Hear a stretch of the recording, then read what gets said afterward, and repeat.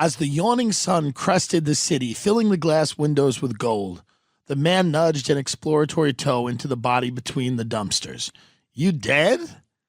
He'd worked through the night, wrapped in his blankets, fending off the cold via locomotion as he hunted treasures. Sunday mornings were the best time for picking.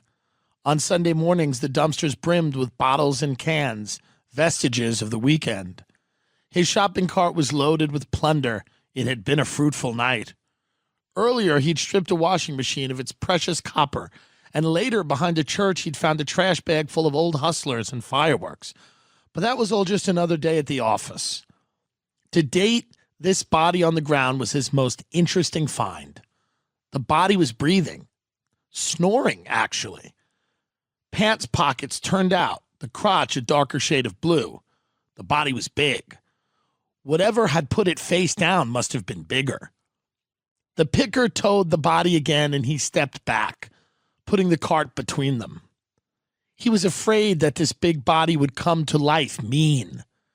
He didn't want to catch a quarrel. "Hello," he said. The body remained prostrate. Creaking on old joints, he knelt down by the body's head and yelled in its ear, "Hello!" Like an animal coming out of anesthesia, the body jerked awake violently.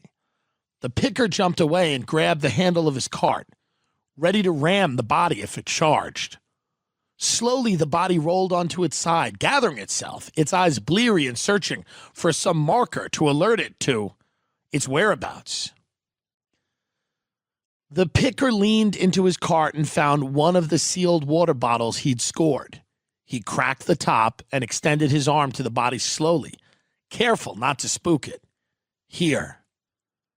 The body sat up to cough and touch its face, and the man thought of it no longer as a body. Billy Ray looked up and saw the picker for the first time, trying to make sense of who he was and what he offered. The man was old, wise-eyed, his skin the cooked adobe color of a life lived outdoors, his hair a madman's curly white.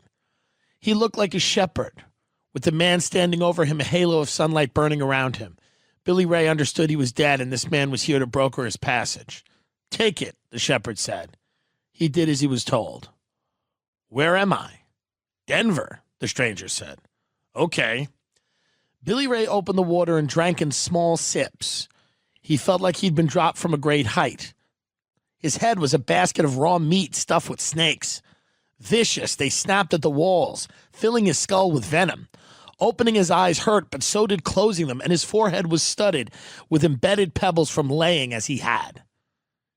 He had no memory of this place. He vaguely remembered running from somewhere, but after, that was a great empty canyon. The holes in his memory were scary black places. What transgressions lurked in the darkness were best not to think about. What he had done and what had been done to him. Had I deserved it? Probably. Yes, I had.